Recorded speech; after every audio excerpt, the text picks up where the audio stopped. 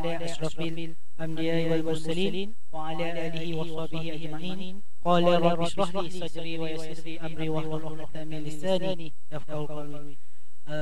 Yang saya hormati lagi saya kasihi saudara Al-Fadhil Al-Ustaz Muhammad Ammar bin Abdullah, pengarah Yayasan Dakwah Islamiah Malaysia Cawangan Johor. Selamat datang Ustaz. Ini ke Lensa Selatan, AA Selatan, Lensa Selatan ADK Negeri Johor. Terlebih dahulu di saat PKP ni Ustaz sudi luangkan masa. Terima kasih banyak Ustaz hadir. Dan di sebelah ujung sana yang asing lagi iaitu Tuan Haji Roslan bin Hussein, penolong pengarah cawangan rawatan, perubatan dan pemulihan di ADK Negeri Johor. Selamat datang Tuan Haji. Selamat datang ke Lensa Selatan. Selalu datang berjabat selalu masuk Lensa kita. Alhamdulillah, insyaAllah pada hari ini bersama dengan saya adalah dua orang panel yang hebat yang akan membincangkan ada beberapa tajuk yang ingin dibincangkan kepada pendengar-pendengar ataupun pelayar media sosial. Sekarang ni zaman PKP, nak buat ceramah ramai tak boleh Ustaz. Nanti kena saman lagi, susah. Baik, ada alternatif yang diberikan, kita buat untuk terbaik kepada pendengar-pendengar atau pelayar Facebook agensi adalah Kebangsaan Negeri Johor. Okay, Ustaz, untuk memulakan slot pertama ataupun sesi pertama, saya tahu dulu Ustaz, apa peranan yatim dalam membantu masyarakat Malaysia, dan seterusnya apa menurut Islam masalah penagihan dana ni memang salah, memang diharapkan oleh Islam. Boleh Ustaz uraikan sikit Ustaz? Assalamualaikum warahmatullahi wabarakatuh. Terima kasih pada moderator Tuan Haji Fadil, seterusnya sahabat saya Tuan Haji Roslan bin Hussein, penolong pengarah ADK Negeri Johor, dan seterusnya pada penonton-penonton di Facebook ADK Negeri Johor. Alhamdulillah, kita bersyukur kepada Allah SWT kerana izin dan limpah kurnia kita dapat bersiar pada hari ini. Forum kita ni sempena ulang tahun Hari Anti Dadah yang ke-38, betul lah. Dan juga kita bersyukur Allah masih memberi kita dua nikmat yang terbesar dalam kehidupan kita, iaitu nikmat iman dan nikmat Islam.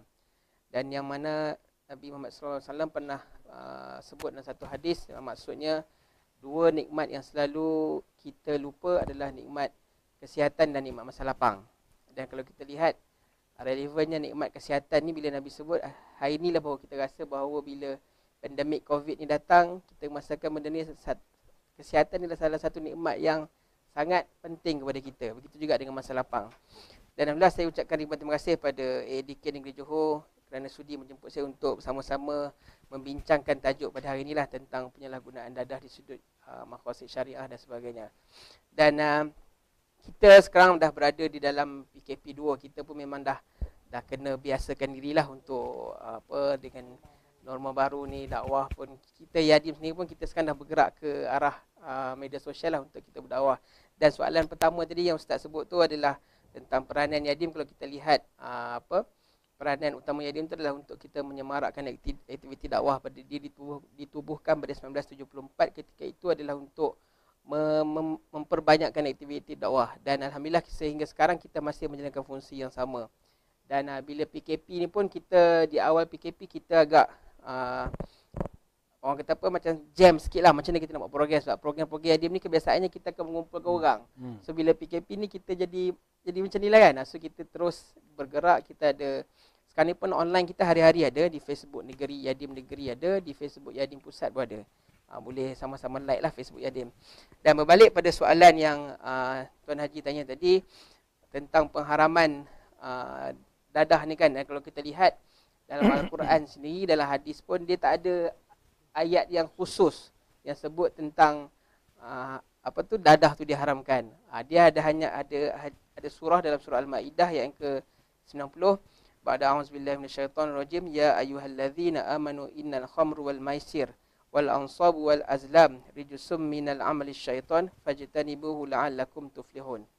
Okey, kalau kita lihat ayat ni, dia menyebut yang bermaksud, wahai orang-orang beriman, bahawa sesungguhnya arak dan judi dan pemujaan berhala dan mengundi ataupun nasib ni dengan batang-batang anak panah adalah semata-mata kotor, keji dari perbuatan syaitan. Oleh itu, hendaklah kamu menjauhi supaya kamu berjaya. Dan kalau kita lihat, ayat ni dia tak ada sebut pun.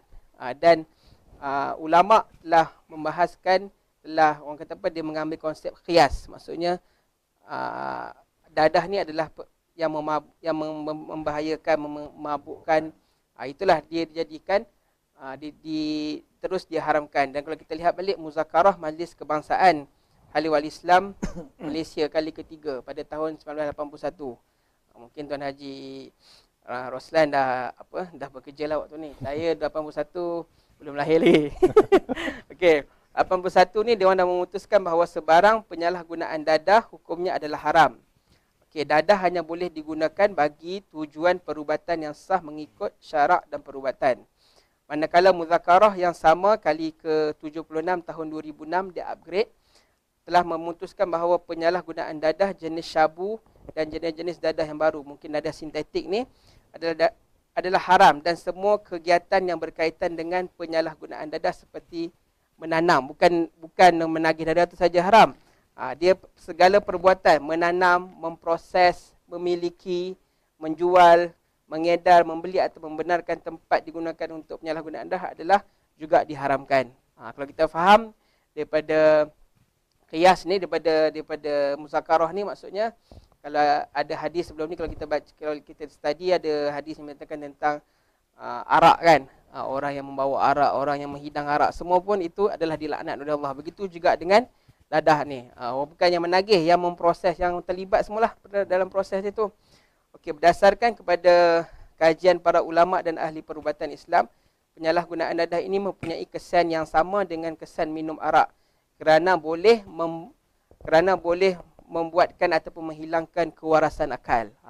Kalau kita lihat dalam situasi pada hari ini, dalam media sosial pun kita lihat kan, mungkin ada yang sanggup berbunuhan, ibu dan ayah kan. Dan yang terbaru kalau kita lihat 2-3 hari lepas, saya rasa saya baca satu paper Keratan Akhbar di Kelantan, tak rasa saya kan. Dia ibu umur 40-an pun boleh pil kuda, makan pil kuda lagi dengan depan anak kan. Maksudnya kewarasan akal tu dah hilang. Perbuatan inilah boleh yang mendatangkan bahaya dan kerosakan kepada diri, keluarga, masyarakat, bahkan kepada umat Islam. Dan kalau kita lihat, tengok balik pun dalam maqasid syariah, dia ada menjaga akal, nyawa, semua tu kan. Dia akan membunuhlah semua benda-benda tu. Sebab itulah ulama kita dan majlis fatwa kita pun dah membincangkan tentang keharaman dadah dan orang-orang yang terlibat bersama tu. Saya rasa yang tu je kot. Okey, saya serah balik pada Tuan Haji. Baik Ustaz. Maknanya tadi Ustaz sebut, maknanya kalau kata dadah, kita tengok kesan dia sampai kadang-kadang tak tercapai akal. Sanggup bunuh mak yang melahirkan. Sanggup membuat sampai teruk lah keluarganya. Okey, so kita beralih kepada Tuan Haji Roslan Haji. Boleh terangkan kepada semua berkaitan dengan pendekatan yang pihak agensi anti dadah kebangsaan ambil dalam mencegah seseorang daripada terlibat dengan penyalahgunaan dadah, Haji. Okay, terima kasih Tuan Haji Ahmad Fadil bin Miswan selaku moderator kita pada pertemuan petang ini. Sahabat saya Ustaz Samar Farah Yadim Negeri Johor. Jadi suka saya mengambil kesempatan di sinilah. Yang pertama sekali, bila kita dah kolaborasi, kesan daripada kerjasama antara khususnya pihak Yadim pihak Yadim, saya dengan Ustaz Amar ni mungkin baru saja setahun jagung lah agaknya, tapi ada punya kejelekitan dia tu engagement tu dah orang kata macam dah lebih pada 5 tahun 10 tahun lah kan. Itu mungkin berkat lah bila kita dah ada orang kata dapatkan buat engagement dengan pihak Yadim ni, dan saya ucapkan terima kasih lah khususnya pada Ustaz Amar yang telah banyak bagi komitmen, dan ulang kali lah dia call saya bila boleh buat program dengan ADK. Jadi untuk langkah permulaan ini, saya dapat lihat komitmen, engagement daripada Ustaz Amar, daripada Yadim sendiri untuk membantu ADK. Untuk yang matlamatnya, ujungnya kita nak pastikan bahawa rakyat negara kita Malaysia amnya dan khususnya di Johor kita cuba cegah lah daripada terlibat dengan penagihan dadah ni tadi. Jadi berbalik kepada soalan Tuan Haji Ahmad Fadil ni, untuk strategi ADK ni kita merujuk kepada dasar dadah negara. Dasar dadah negara kita ada jelas strategi, kita ada 5 strategi. Yang pertamanya pencegahan, yang kedua rawatan pemulihan, yang ketiga penguasaan, yang keempat kerjasama antarabangsa, dan yang akhir sekali adalah pengurangan kemudaratan. Itu harm reduction. Itu lebih kepada aspek kesihatan lah. Jadi saya, oleh kerana saya ni portfolio saya pegang rawatan perubatan pemulihan. Jadi saya akan fokus pada rawatan perubatan pemulihan. Untuk strategi rawatan perubatan pemulihan ini, kita melihat kepada klien-klien yang telah terlibat dengan penagihan dadah. Kalau cegah itu, tema kita tahun ini peringatan Hari Anti Dadah, lebih baik cegah. Okay, dalam bahasa Inggerisnya, prevention is better than cure. Jadi kita cuba cegah daripada merawat. Itu portfolio pencegahan. Mereka melaksanakan beberapa program lah. Program-program yang menjurus kepada usaha-usaha pencegahan. Daripada seawal mungkin daripada peringkat sekolah rendah dan sekolah menengah dan IPT, IPTS dan fokus pada keluarga, tempat kerja dan sebagainya. Tapi di portfolio rawatan perubatan pemulihan ini, kita menerima klien-klien yang dah terlibat. Bila dah terlibat ini, orang kata bukan senang lah. Ya, orang dah terlibat ini untuk kita rawat, kita pulih, untuk dia kembali back to normal. Jadi insan yang biasa. Dia menuntut kepada tahap kesabaran, keyakinan sangat tinggi. Ya, Tuan Haji Fadil, sahabat saya, Ustaz Ahmad, mungkin kita dah ada pengalaman. Mungkin ada di kalangan ahli keluarga kita, adik-beradik kita, saudara mara kita, jiran tangga kita. Jadi bila tidak ada seorang ibu, tidak ada seorang ayah, tidak ada satu keluarga yang nak anak jadi penagih sebenarnya. Tapi oleh kerana beberapa faktor sekitaran, ya, faktor dalam keluarga itu sendiri, ya, dan faktor pergaulan, pergaulan, ya, bila duduk ada kat luar ni, banyak ujian dan cabaran. Jadi bila kita nak bicarakan kaitan rawatan perubatan dan pemulihan, ialah kita dari segi aspek kita sebagai seorang Muslim, seorang Islam. Jadi saya lebih sukalah kepada nawaitu, keinginan untuk berubah tu. Setiap insan yang terlibat tu, yang pertama sekali, dia ada dua cara, ya, yang paksa dengan yang suka.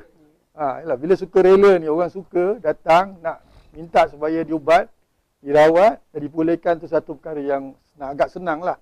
Berbanding dengan proses tangkapan. Orang tangkap dan paksa dia masuk dalam lokap dan paksa dia pergi ke pusat pemulihan, dia akan mengambil masa yang agak lama lah, mungkin 2 tahun, 3 tahun, berbanding dengan yang sukarela ni.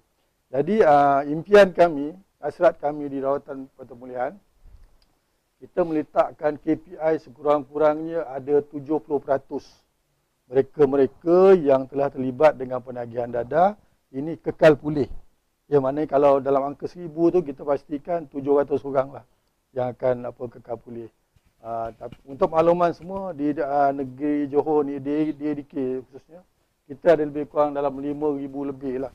5,000 lebih klien-klien yang diletakkan di bawah pengawasan ADK. Jadi yang 5,000 ni, 70% maknanya lebih kurang dalam 3,500. Yang kita nak ujung tahun ni lah kalau 2021 nya KPI. Jadi bukan satu perkara yang senang, Ustaz. Ya, orang menagih rokok nak suruh berhenti. Orang menagih arak kita nak suruh berhenti. Orang menagih judi, kan, dia banyak tagihan ni. Penagihan ni banyak, bukan setakat dadah saja. Dia ada berkait-kait. Kadang-kadang dia tak dapat dadah, dia ambil arak, ya, sebagai satu substitute, gantikan kepada dadah. Dan lebih teruk lagi, dia pergi, dia akan bila ada duit lebih sikit, dia berjudi dan sebagainya, yang dia pergi pada ketagihan seks dan sebagainya. Jadi perkara-perkara inilah yang kita cuba fokuskan. Dan agenda utama saya lah, bila kita sebut dari segi nak menjaga hubungan kita, hablum minallah, hablum minannas, hubungan kita dengan Allah, hubungan kita dengan manusia, kan. Jadi macam saya katakan tadilah, kita ada sediakan beberapa program psikososial, program psikospiritual, program latihan kemahiran, dan juga ada beberapa program lain lah yang kita aturkan. Jadi pada saya lah, kalau kita nak pastikan seorang yang dah terlibat dengan dadah ini, dia kembali kepada fitrah lah, back to basic. Jadi bila saya buat program tu, saya mulakan dengan beberapa bacaan lah. Ya, sama ada mereka ni perlu beristighfar dulu, berzikir, bertasbih. Dan pernah saya lakukan satu ketika dulu, saya minta dia orang minum air zam-zam. Selawat 3 kali, minum air zam-zam, supaya kita minta, saya minum, dia pun minum, sama-sama minum. Tadi kita tenang, dia pun tenang. Harapannya begitulah. Bila orang tenang ni, kita nak masukkan ilmu dan sebagainya. Jadi dia boleh ikut dengan cara yang, bila orang tenang, waras dan sebagainya, senang, mudah kita nak terapkan ilmu, skill untuk memastikan mereka ni tidak kembali semula menagih dadah. Itulah untuk permulaannya tadi. Okey, terima kasih kepada Haji Roslan je. Tadi Haji sebut ada sikit tambahan sikit je. Tadi Haji sebut berkaitan dengan kekal pulih. Yeah. Okey, kekal pulih ni kepada siapa ni, pelayar-pelayar kita, pelayar Facebook MedEdK Negeri Johor, mungkin ada klien kita. Macam mana nak kekal pulih tu je? Simple buat. Kekal pulih senang je. Ya, macam kalau klien-klien yang letakkan di bawah penguasaan. Yang pertama, dia kena comply lah, dia kena patuh kepada program-program yang kita dah atur kan. Itu maknanya setiap bulan dalam tempoh 2 tahun, 3 tahun ni dia kena lapor diri kepada PAEDK. Ikut program-program kita aturkan. Sama ada program tu program agama, program psikososial, program kesihatan, program sukan dan riadah sebagainya. Ikut program itu. Dan yang senang sekali, kita punya method kita nak kekal pulih ni, kita buat urine test. Kan, kita punya cara kita nak mengukur cara mana mereka ni jatuh ke, ambil balik ke, tak ambil balik ke. Jangan datang kita buat urine test. Itu indikator kita. Ya betul, itu indikator kita untuk kita menentukan bahawa mereka ni tidak relapse, tidak jatuh semula, tidak menagih semula. Okey, baik. Terima kasih Tuan Haji atas pencerahan sebentar tadi. Okay, kita balik kepada Ustaz Ustaz. Yang di bawah Yadim Ustaz. Bagaimana kita nak memupuk golongan yang dah terlibat dengan dadah ni, golongan umat Islam ni yang dah terlibat dengan dadah, apa yang boleh dibantu ataupun yang boleh diberikan bantuan oleh pihak Yadim kepada mereka ni di dalam memastikan mengikut kepada ajaran Islam dan sebagainya Ustaz. Okey, terima kasih pada moderator. Okey, berbalik pada isu penagihan dadah ni lah.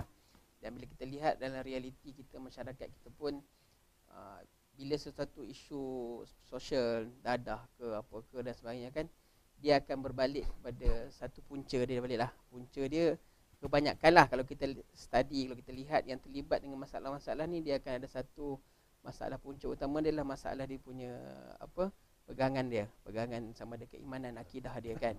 Dia akan berbalik sama ada dadah ke, judi ke, apa semua, dia berpunca daripada satu kan. Kalau kita lihat dalam banyak kes-kes pun mungkin ADK lebih arif kan, majoriti yang terlibat ni boleh dikatakan datangnya daripada keluarga yang berpecah lah orang kata kan. Taklah 100% tapi mungkinlah saya kata majoriti macam tu. Yang kalau kita lihat dalam keluarga yang macam tu, selalunya dia punya pegangan agama dia tu ada, bukanlah kata dia langsung tak solat, ada longgar sana sini kan. So bila kita nak memastikan orang tu dia boleh berubah, so nak tak nak kita kena berbalik kepada kita punya pegangan. Kita kena akidah kita kan, kita kena mantapkan kita punya keimanan. Bila pegangan dan keimanan kita ni mantap, InsyaAllah saya rasa dia boleh memberikan rasa keinsafan, melahirkan jiwa yang bersih, diisi pula dengan kecintaan dan pengharapan, serta ketakutan ni hanya kepada Allah. Bukan takut mak ayah ada baru kita solat. Dan kalau kita lihat, saya ada terbaca satu artikel dalam untuk pemulihan dadah ni, kalau mengikut agama, semua dia akan berbalik kepada proses taubat tu. Dan sebelum saya berforum ni lah, saya study sikit, saya jumpa satu artikel tentang agama Kristian dengan agama Hindu pun. Bila terlibat dengan dadah, dia nak kembali ke jalan yang betul balik, dia kena melalui proses tu lah, proses taubat. Kalau dalam Islam kita ada dipanggil taubat, proses taubat lah kan. Dia ada, kalau dia taubat nasuha tu kan, maksudnya kita kena bertaubat dengan bersungguh-sungguh. So maksudnya kita bertaubat dan berjanji tidak akan mengulangi. Benda ni yang orang kata apa, payah kan. Kalau kita lihat, kawan-kawan kita ke apa kan, mungkin ada yang dah 2-3 kali masuk pusat. Mungkin juga dia bukanlah kata tak nak bertaubat, tapi bila bertaubat, bila keluar balik jumpa balik kan. Dan dia selain faktor persekitaran, selain daripada pegangan akidah keimanan ni juga, orang di sekeliling ni perlu memainkan peranan. Maksudnya kita sendiri kan. Sebab itulah kita Yadim pun sekarang ni kita dah cuba explore satu ruang baru bersama ADK untuk kita bersama dengan OKP. Mungkin Tuan Haji sebelum ni Yadim dengan ADK ni sebenarnya dah lama. Dengan sebelum ni kita fokus kepada pusat pemulihan. Kalau di Johor, khususnya di Johor lah, saya sebut sahabat saya jaga Johor, daripada 2006 lagi kita dah berprogram di pusat sehinggalah sekarang. Maksudnya dah hampir 15 tahun lah. Di negeri-negeri lain pun macam tu. Maksudnya Yadim salah satu program utama dia adalah bersama penghuni-penghuni pusat. Dan bila kita lihat penghuni-penghuni pusat ni masuk dalam tu tak boleh solat. Tu saya kata sebab tu modul ADK ni dalam kiranya bagus lah, dia memberi proses taubat tu kan. Tapi masalah di dalam tu okey, tapi bila keluar tu masalah tu. Adakah kita nak salahkan dia pun tak boleh, kita kena salahkan kita juga kan, masyarakat kita juga. Adakah kita dah melaksanakan tanggungjawab kita untuk apa? Untuk mengambil berat kan? Adakah kita dah menziarahi dia kan? Selain pada dia, kita anggap bahawa dia keluar daripada pusat tu, mungkin dia dah kuat lah. Tapi bila dia keluar, dia berjumpa dengan dia pergi kawan-kawan dia kan. Itu. So sebab tu saya kata dia nak keluar tu satu cabaran yang baik. Sebab saya pernah jumpa klien, sebab saya selalu juga lah masuk pusat kan. Dia kata dia orang kalau yang betul-betul nak berubah ni, dia lagi selesa duduk dalam. Kan. Sebab di dalam tu macam tu lah. Okay. Dan peranan kita ni, kita perlu mewujudkan suatu dipanggil bi'ah solehah lah. Maksudnya suasana yang soleh kan. Bagaimana kita nak mewujudkan hubungan kita dengan bekas penagih tu. Dan selain itu juga untuk bagi yang keluarga menerima ni, keluarga yang menerima mereka ni, keluarga ni kena memberi kasih sayang, kena memberi tunjuk ajar yang baik, maksudnya solat apa semua. Bila benda-benda tu dipraktikkan dalam kehidupan, saya rasa dia insya-Allah lah dia orang ni boleh mengikut ajaran. Dan kita pun ada bukti beberapa kes yang orang bekas penagih boleh berjaya dan sebagainya kan. Apa ni sedikit lah kalau macam kita tengok kepada kadang-kadang netizen kat luar. Sekarang ni kata dah ada jabatan netizen lah. Apa benda ni Ustaz. Diorang selalu kata, buat apa bagi bantuan dekat penagih dadah ni? Kenapa tak bagi kotor-kotor orang yang susah, orang yang ni? Macam mana? Apa pandangan Ustaz? Dia salah satu program Yadim di Johor kita belum mula lah, tapi saya tengok kawan-kawan saya di negeri lain, dia orang ada yang program dengan OKP, maksudnya program bulanan ke apa. Dan waktu program tu kita bagi bantuan lah. Dan kenapa kita bagi, mereka ni termasuk dalam salah satu golongan dalam kategori asnaf dan B40 sekarang ni lah. Kata kenapa kita bagi bantuan kat dia orang? Kalau kita tak bagi, siapa nak bagi? Kadang-kadang mereka ni bukan tak berusaha kan. Dah usaha, tapi yalah dengan COVID sekarang pun memang orang yang ada kerja pun tak ada kerja. Jadi tak kerja. Tambah-tambah mereka ni, orang yang memang keluar-keluar tak ada kerja. So kita lah kena bantu. Kalau netizen ni, kalau kita nak melayan netizen ni, orang kata bantuan tu katanya boleh bagi lagi kepada mereka yang susah. Mungkin di sebalik di sebalik golongan penagih dadah ni ada mereka yang susah. Ya betul lah. Dia memang macam tu lah. Tapi ada juga bila keadaan macam tu kita kena sentiasa selidik kan. Kadang-kadang mungkin ada juga golongan yang mengambil kesempatan. Tu benda-benda yang kita kena perhalusi. Dan kalau dari pihak Yadim sendiri, bila kita memberi bantuan, memang bekas penagih ni adalah keutamaan kita. Sebabnya kita tahu kan. Penagih bantuan. Ya, penagih bantuan. Sebab mereka ni kalau yang keluarga terima tu okey. Kalau yang keluarga tak terima tu masalah. Okey, kalau kita lihat selain itu juga bila ni tanggungjawab kita. Tapi salah satu yang selalu saya sebut adalah selain daripada kita kena menjadikan masjid ni sebagai tonggak utama, pusat kemasyarakatan kita kan. Kadang-kadang setengah masjid tu bagus, dia meraihkan bekas bantuan ke apa kan. Tapi ada setengah masjid ni bila dia nampak orang tu je terus dia ni ada yang tak bagi masuk ke apa dan sebagainya. Ini peranan yang ni stigma yang dimainkan. Ini kadang-kadang kita yang menjaga masjid ke, kita imam ke, kita kena berubah. Saya rasa kita kena melainlah kalau kita dah ada bukti kata dia ni memang dah tak boleh berubah, itu ya. Tapi kalau kita dia baru sekali datang kan, terus kita nak blame dia, tak boleh. Kita kena mainkan peranan kita sebagai seorang, orang kata apa, seorang Islam. Sebab tugas melaksanakan dakwah ni bukan tugas Yadim saja, bukan tugas ADK, tugas semua kita kan. Imam ke rakyat biasa ke, dia kena membantu. Semua ada tanggungjawab kita. Dan yang terakhir dalam proses untuk memastikan mereka ni mengikut ajaran Islam adalah kita kena sentiasa memastikan mereka-mereka ni maksudnya ada pendidikan lah, ada pendidikan berterusan. Sebab tu kita sedang berbincang lah dengan ADK Johor dan Cik Roslan pun dah bersetuju untuk kita adakan satu program dalam pusat kita dah bantu. So keluar pusat tu kita nak bantu juga kan. Tu kita sedang membina.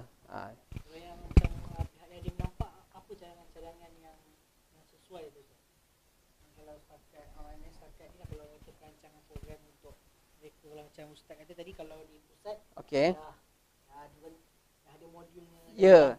Okey, yang untuk mereka-mereka yang keluar daripada pusat ni ataupun klien-klien ni, bila dia keluar ni saya dah berbincang dengan beberapa NGO sebenarnya di Johor. Mereka ni ada beberapa modul pengisian. Mungkin kita modul dia mungkin berbeza. Ada golongan, kita kena bahagi kepada beberapa grup. Ada yang mungkin penerimaan tentang pengajian ni laju. Ada yang jenis agak perlahan. So kita kena bahagi berpukul. Mungkin kita tak boleh nak pukul rata. Ada yang tak sekolah. So kita nak kena pecah-pecahkan.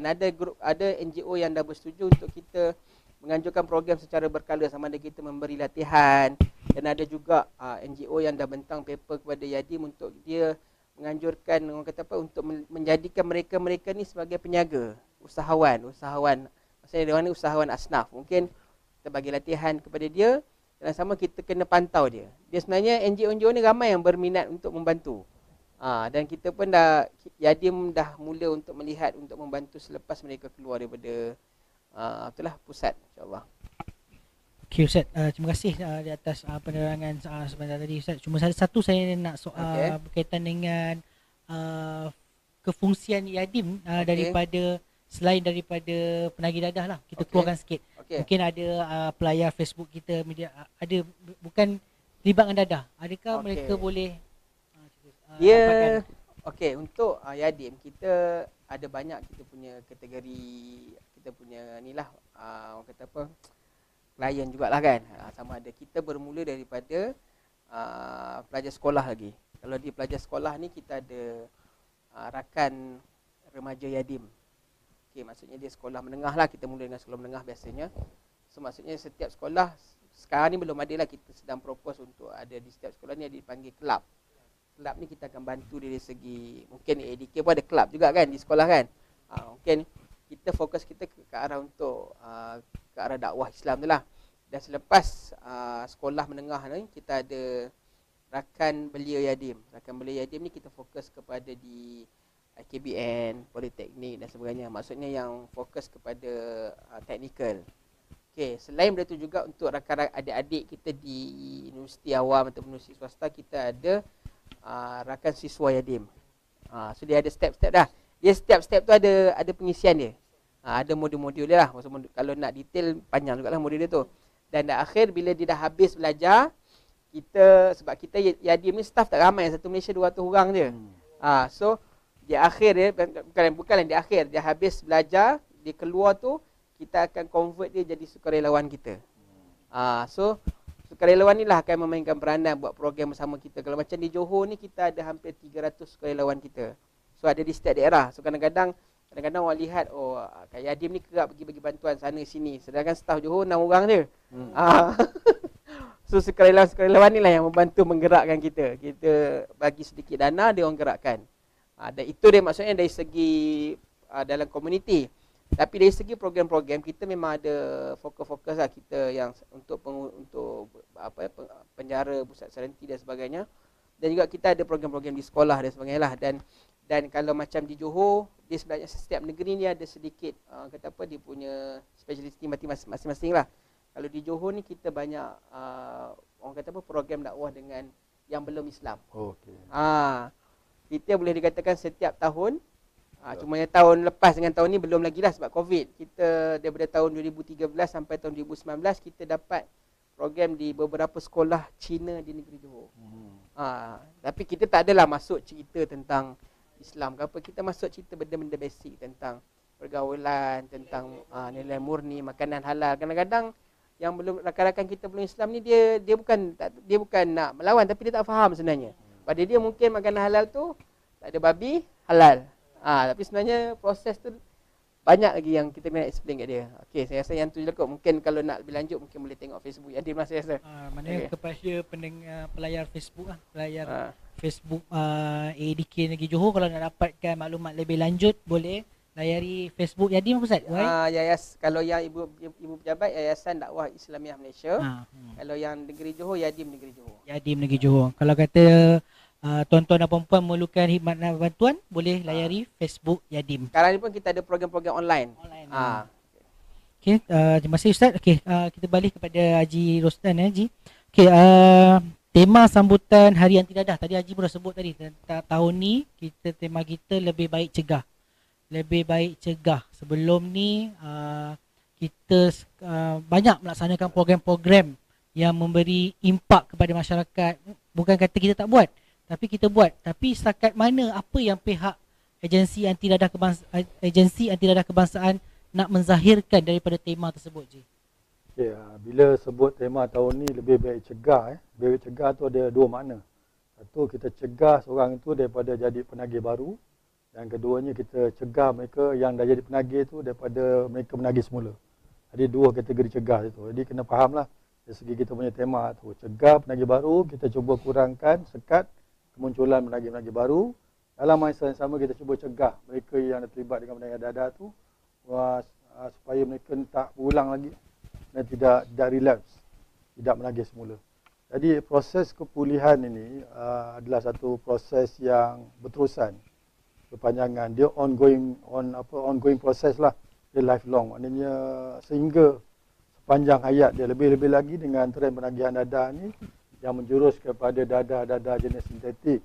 Bila sebut sintetik, biasalah nama-nama dadah yang dia panggil syabu, ais, batu dan sebagainya yang mengakibatkan kesannya kepada bahagian otak. Di bahagian otak dia akan menjurus kepada masalah mental. Ya, jadi bila sebut kesihatan mental ni kita ada dia punya kataan dia dual diagnosis. Dual diagnosis itu bermaksud mereka yang kecelaruan mental, menghadapi masalah mental akibat masalah penagihan dadah. Ya, bukan masalah dia orang kata bahasa mudah je gila. Ya, gila dia gila memang ada dari segi kesehatannya, dari segi mungkin dia mewarisi sebagainya ataupun dia terlibat dengan masalah tekanan, ya, perasaan emosi dan sebagainya. Satu lagi yang dual diagnosis sebut tadi, dia menghadapi masalah kesihatan mental akibat pengambilan dadah. Jadi sekarang ni trend ni agak merisaukan, membimbangkan dan merusingkan kita ADK. Kerana kita tak ada kepakaran dari segi rawatan perubatan. Jadi bila rawatan perubatan ni banyak kita refer kepada pihak rawatan perubatan lah, hospital sama ada kesihatan. Dan sekarang dekat Johor ni banyak rujuk pada Hospital Permai lah. Jadi saya ambil kesempatan ni ucap terima kasih lah pada pihak Hospital Permai yang banyak bantu kita dari segi nak menstabilkan mereka ni. Ya, dia nak ikut program kita, Ustaz. Ya. Nak ikut program kita ni, kita kena stabilkan dia dulu. Ya, kita kena masuk dekat detox, sekarang bagi detox. Sekarang detox ni kita kena hantar ke, bila terlibat dengan masalah dadah-dadah yang terbaru ni, substance ni, maknanya kita kena pastikan kalau kat pusat tu detox ni 14 hari. Dia orang nak kena buang apa yang ada dekat alam badan dia orang ni kan. Kalau dulu tahun 80-an dia panggil detoksifikasi ni, kita mandikan dia orang. Dalam badan ni istilahnya ada api kan. Api lawannya air, kita bagi dia orang sejuk kan. Bagi dia orang sejuk, bagi dia orang stabil, barulah boleh dia orang selama 14 hari ni ikut program. Kalau dekat pusat ni, Ustaz mungkin ada pengalaman ya. Saya pun ada pengalaman kerja kat pusat dulu. Jadi kalau trend sekarang ni, bila dia orang dah terlibat dengan dadah-dadah yang terbaru, synthetic drug ni, kita kena pastikan mereka ni dah stabil. Mungkin pihak kesihatan dia punya ubat-ubat tertentu untuk pastikan dia orang tak ada triggering dia punya cetusan, kerinduan dia orang pada dadah tu dapat dikurangkan ataupun dihilangkan sekali. Baru boleh kita masukkan dia orang dalam kelas-kelas kita lah. Kelas psikososial, kita ada beberapa tajuk-tajuk yang kita aturkan lah. Banyak tempoh, kalau kat pusat tu mungkin 12 bulan. Kalau dekat daerah ni antara, saya sebut tadi, antara 2 tahun hingga 3 tahun. Setiap bulan dia kena ikut program. Kena ikut program yang kita telah aturkan Lebih-lebih lagi dalam keadaan COVID-19 sekarang ni, PKP yang tidak membenarkan mereka ni datang ke pejabat iriki daerah. Kita gunakan pendekatan secara maya atas talian. Kita ada wujudkan kelas-kelas terapikan diri dalam kita punya Google Classroom lah. Google Classroom dia pastikan, saya menyerulah, saya ambil kesempatan kat sini. Mana-mana klien di kalangan orang kena perawasan di ADK Negeri Johor yang mengikuti siaran ini, untuk anda semua sentiasa berhubung dengan pegawai pemulihan dekat Negeri Johor ni. Kita ada 9 daerah. Jadi setiap daerah ada pegawai pemulihan di sini. Jangan risau, jangan malu, jangan segan. Kerana saya risau saya bimbang kita dekat ADK Negeri Johor ni. Lebih-lebih lagi dalam keadaan pandemik ni, mereka tak boleh keluar dan sebagainya. Dia tak dapat berinteraksi secara fizikal dengan pegawai pemulihan. Saya risau mereka tak ada input. Tak ada perkara yang perlu diorang amalkan. Tak ada orang nak jaga, tak ada orang nak dekati mereka, tak ada orang yang santuni mereka. Jadi saya minta supaya klien-klien dan juga ahli keluarga, macam Ustaz kata, diorang ni sebenarnya tak boleh nak ikut program ni secara bersendirian. Perlu ada orang yang menyokong, ada yang support. Significant others, mereka yang terkesan kepada masalah penagihan yang dibawa oleh klien. Jadi apa yang saya ingin katakan di sini, tema lebih baik cegah itu, kita fokus kepada mencegah daripada menagih semula. Satu proses yang menuntut kepada kekuatan fizikal, kekuatan emosi, kekuatan spiritual. Ada 3 aspek ni, kita kena kuat. Physically, mentally, spiritually strong. Mesti 3 aspek ni kena kuat. Kalau ni lemah, satu lemah, saya tak yakinlah mereka ni akan dapat mengekal kepulihan. Saya nak sambung balik apa yang Ustaz katakan tadi, dari segi persepsi dan stigma. Bukan setakat kat masjid Ustaz yang keluar berada penjara, keluar dari pusat. Dia dah ada pesan Ustaz dekat pusat, kat pusat. Mungkin Ustaz Yadim ada ustaz. Kita kat pusat pun ada Ustaz sebenarnya. Ada unit agama, Ustaz pesan. Keluar besok jangan lupa dekatkan diri dengan surau. Dekat diri dengan masjid. Tapi bila sekarang ni dah dihadkan untuk ada ke surau dan masjid, itu kalasan sebenarnya. Pada saya lah kan, kalasan. Tak semesti tak boleh pergi surau, tak boleh jamaah, boleh buat dekat rumah sebenarnya, dekat rumah. Saya balik pada stigma tadi, ada berlaku sebenarnya. Ada berlaku, memang realitinya memang keadaannya begitu. Stigma, persepsi masyarakat, tengok si Fulan dah balik kan. Dia tak nak duduk, tak nak satu saf kan.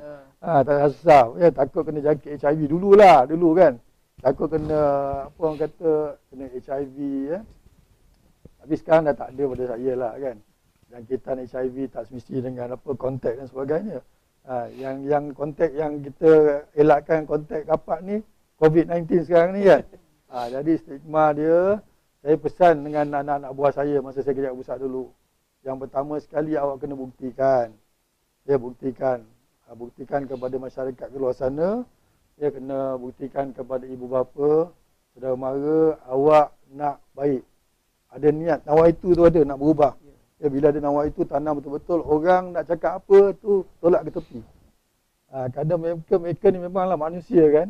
Manusia tengok bila kita keluar penjara bekas banduan, bekas penagih, stigma, mentaliti, pemikiran tu memang ada. Agak sukar lah kita nak hilangkan tu. Jadi yang penting, mana-mana klien yang keluar pada pusat pemulihan, keluar daripada penjara dan sebagainya, anda kena buktikan dulu.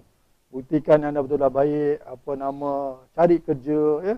Kerja sekarang ni kita bantu. Kat ADK sebenarnya, kita ada jaringan, ada engagement dengan pihak Jabatan Tenaga Kerja, My Job Malaysia, kita ada dengan Persatuan Penghilang Malaysia, kita ada engagement dengan Sam W Plantation.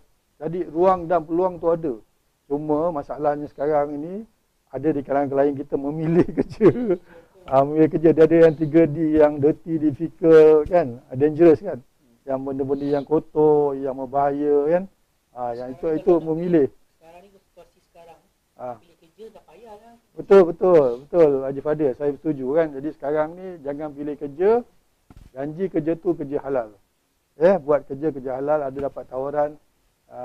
Saya kata ada motor, kita cuba buat kerja Food Panda, Grab Food dan sebagainya kan. Jadi bumi Allah ni luas, rezeki tu ada mana-mana. Jadi ambil ruang dan peluang itu. Kerana anda kena bekerja. Kalau tak bekerja, saya risau, bimbang. Bila tak kerja, duduk termenung, itu yang menyebabkan anda jatuh semula. Okay. Terima kasih Haji. Kena kerja, tak kerja, duduk termenung, jatuh. Risau itu. Dia punya triggering tu. Itu yang kita risaukan kalau dia ada trigger. Ya, betul. Terfikir apa benda nak buat ni benda. Ya. Jomlah layan. Elak. Tiba-tiba orang panggil rumah tin. Tin tu kalau ada tanda dia tu. Kalau loceng satu tu orang betul ni. Kalau loceng 2 3 maknanya ada signal dan Allahu akbar. Okey, Ustaz, kita kembali pada Ustaz Ustaz. Okey, untuk slot pusingan yang ketiga ni Ustaz. Okey, apa peranan yang boleh pihak Yadim bantu di dalam mencegah atau merawat seseorang daripada terlibat dengan masalah penyalahgunaan dana ni, selain daripada tadi yang Ustaz cakap beri bantuan kewangan dan sebagainya.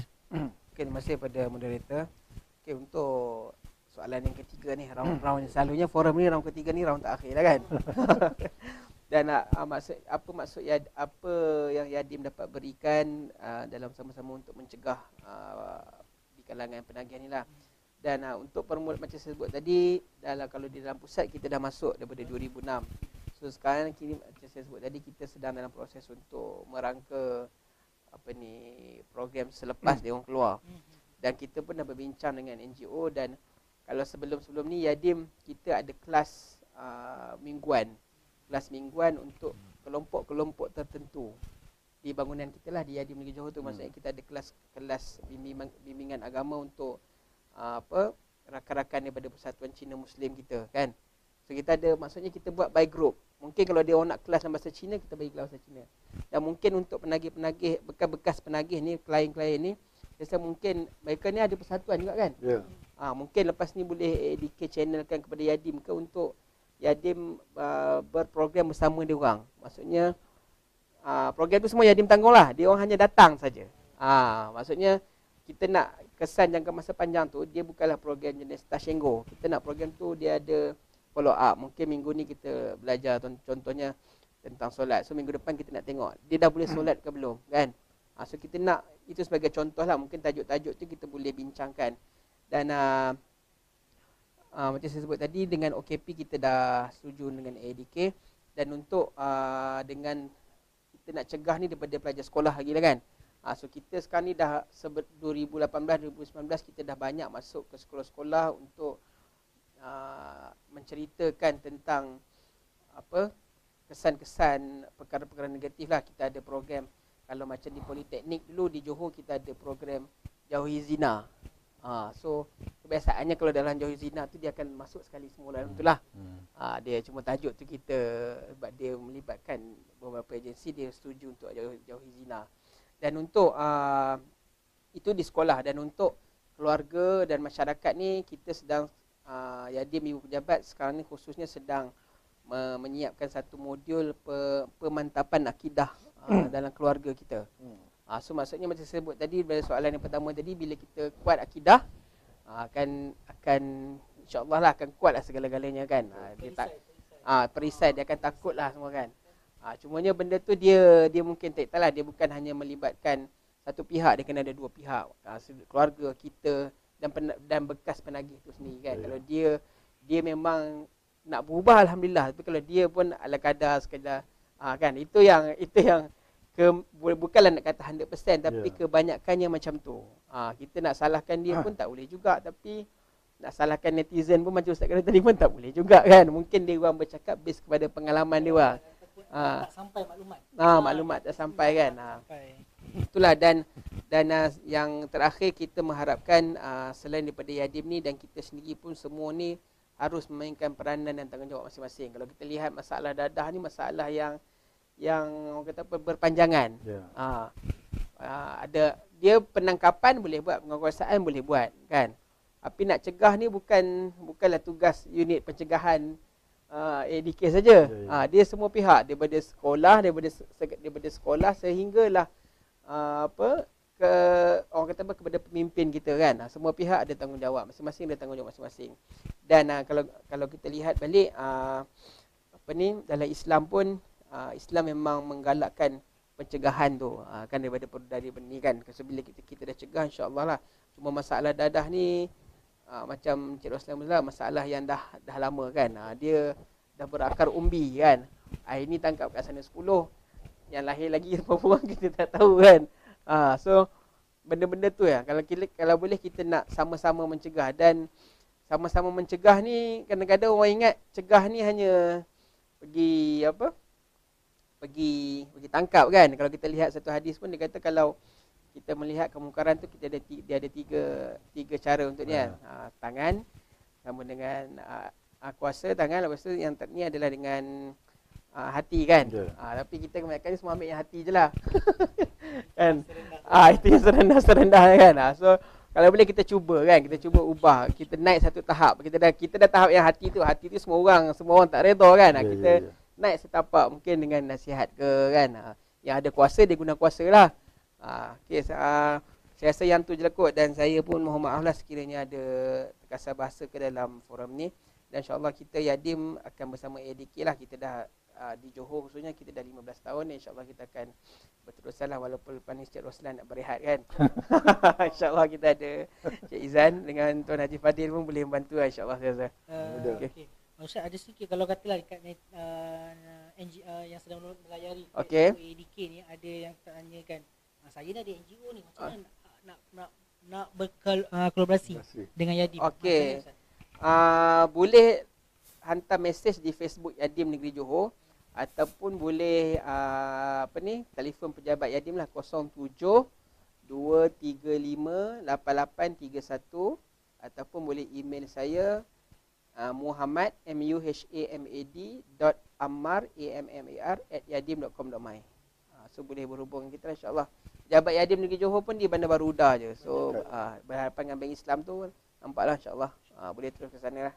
Okey, kepada pelayar-pelayar Facebook kita, Lensa Selatan ADK Johor, mana-mana tuan-tuan dan puan-puan yang ada NGO, badan bukan kerajaan yang bersama-sama, ya aku boleh bantu ni, saya boleh bantu ni, sila hadir ke pejabat Yadim, dan juga boleh hubungilah pejabat Yadim seperti mana yang telah dimaklumkan oleh Ustaz sebentar tadi. Dan minta maaf yang terakhir, dan saya kalau boleh, saya punya cita-cita adalah saya nak ada satu pasukan sukarelawan di kalangan bekas penagih ni, supaya dia orang ni boleh bergerak sebagai kita orang punya pendakwah. Pendakwah cerita ke sekolah-sekolah kan. Kadang-kadang kita duk bercerita ni, kita pun tak pernah duduk dalam kan. So bila basic daripada ilmu je. So kalau ada rakan-rakan yang bekas ke nak jadi sukarelawan kita, saya lalukan, dan kita akan jadikan mereka ni sebagai penceramah kita lah. InsyaAllah. Okay, sahut cabaran Ustaz, layari Facebook Yadim. Kalau anda merasa anda mampu untuk bersama-sama dengan pihak kerajaan untuk membasmi masalah penyalahgunaan dadah. Okay, last pusingan kepada Tuan Haji Roslan Haji. Keluarga je. Keluarga. Seringkali keluarga ni kadang-kadang bila dia stres ni, tengok anak dia penagih dadah ni, dia call ni pejabat ADK ni. Sila tangkap anak saya sekarang. Sila buat lah cik. Cik tak buat, saya akan ngadu dekat sini lah situ. Tapi bila kita dah tangkap ni, menangis-nangis maknya, menangis-nangis keluarganya, tak kasi kita tangkap kerana mungkin ketika itu komen Haji sikit. Banyak netizen macam ni je. Dia macam ni, dia sebenarnya tak ada, macam saya sebut tadi lah, tak ada seorang ibu, tak ada seorang ayah, tak ada dalam family tu yang berkendakkan anak dia jadi seorang penagih dadah. Tapi lah akibat kesan daripada faktor-faktor, yalah mungkin tadi Haji kata ada faktor risiko ni, ada faktor pelindung kan. Bukan setakat dari segi pencegahannya, malahan di segi rawatan pun kita ada faktor risiko, faktor pelindung. Lindungnya orang-orang yang dekat lah dengan klien-klien kita, sama ada isteri dia ke, suami dia ke, ibu dia ke, ataupun ayah, adik-beradik yang kena membantu dia kekal pulih. Yang keduanya dari segi faktor risiko tu ialah mungkin kalau kita dalam Allahu Akbar, vocab lah, kenderaan ADK ni, dia ada faktor-faktor dalaman dengan luaran tu yang menyebabkan seorang itu menagih semula. Dia dari segi emosinya kan, emosi tak terkawal, perasaan marah yang tak terkawal, kadang-kadang terlampau gembira sangat pun tak boleh juga. Ya, dari segi emosinya. Kemudian dari segi mungkin faktor luaran, kawan jumpa kawan lama, lalu tempat lama. Macam kita bercinta dulu, kita girlfriend kita dulu tengok bumbung kan. Yang bumbung teringat girlfriend lama kan. Itu contoh lah. Yang penagih ni istilah dia lain pula. Dia lalu kat port tu, dia punya ingatan dia, kerinduan dia. Lalu je dia boleh meremang bulu tengkuk. Ini cerita yang dikongsi lah oleh klien DDK sendiri. Jadi macam Tuan Haji katakan tadi kan, pengalaman saya lah. Bila nak bawa satu kes ke di hadapan magistrate, keluarga semua, tolonglah saya nak pastikan anak saya ni pergi pusat pemulihan.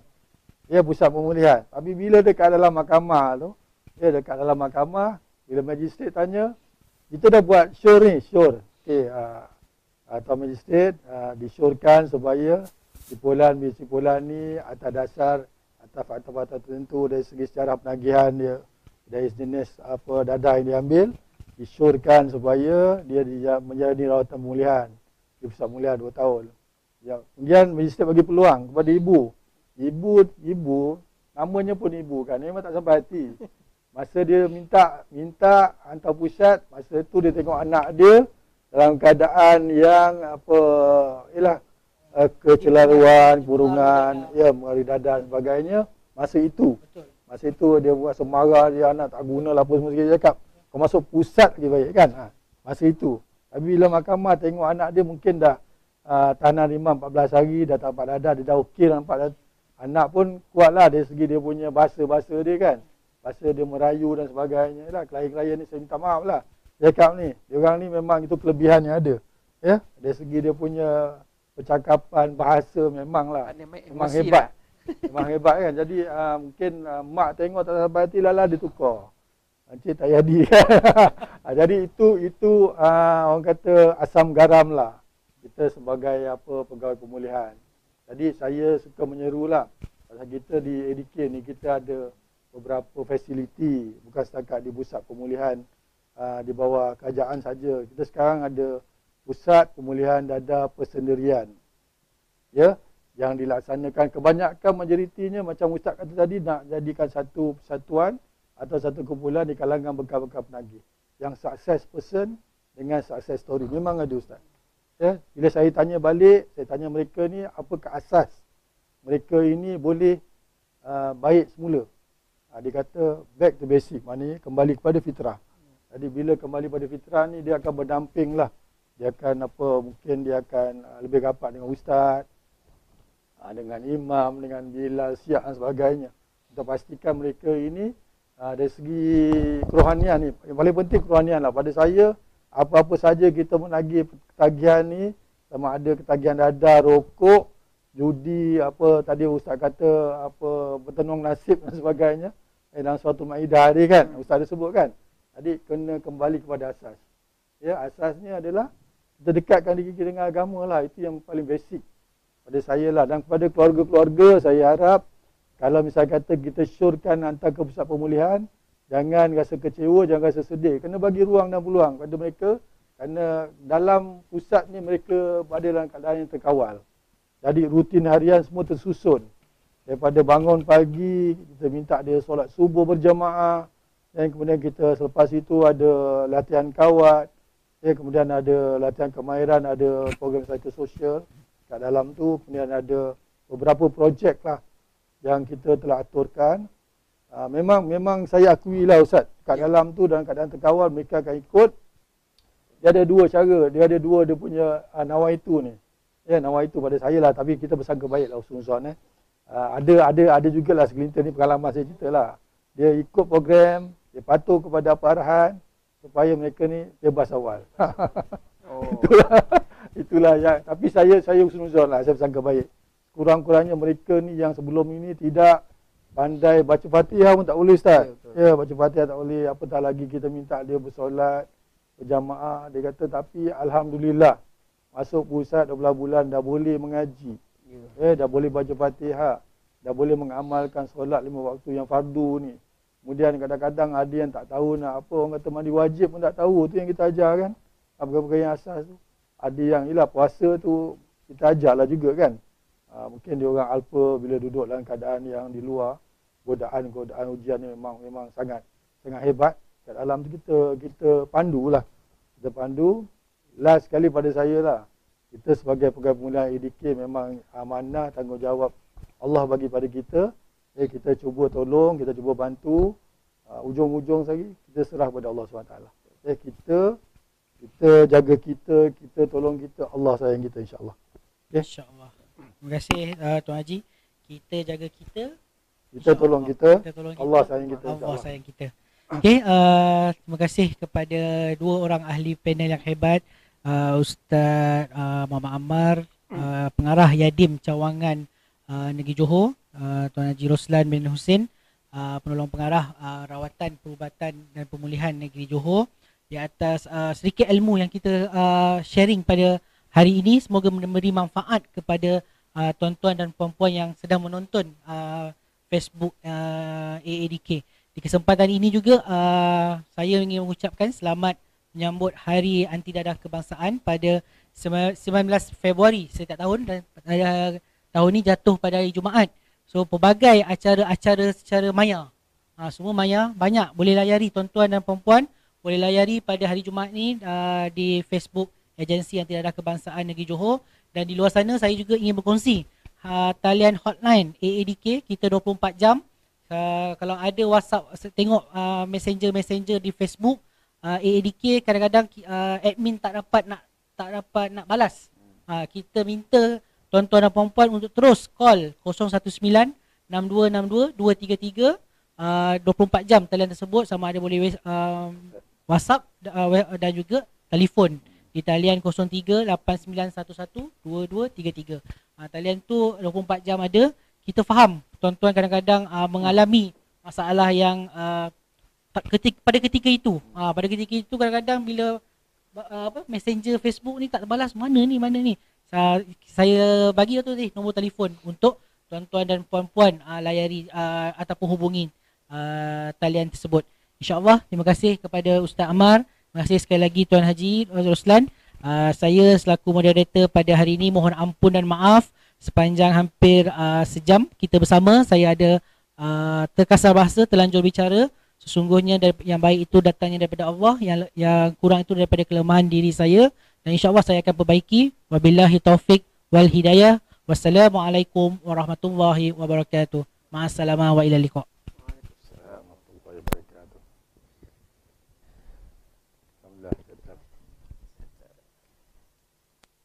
Terima kasih Ustaz.